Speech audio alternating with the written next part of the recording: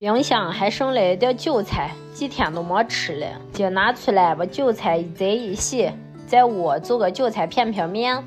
韭菜洗净，放到案上切碎，切得越碎越好。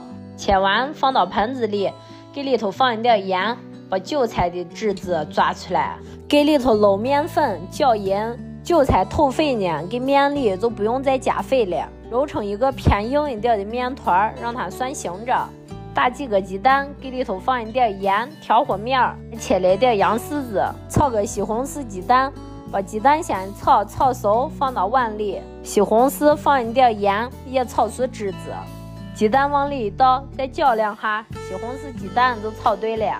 给锅里添肥，让肥还算烧着。现在把面先一擀，接着面稍微有一点点弯了，多撒一点面铺，擀对都切成大宽片儿。我也开了，先把豆芽菜往里一下，把面一片一片下就不粘了。煮两开，把青菜一下，捞出来放到碗里，放一点调和面、辣子面、蒜、葱，热油往上一泼，刚炒的西红柿鸡蛋也搁一点，再放一点冬菇、盐，韭菜片片面就做对了。饭做好了，吃饭。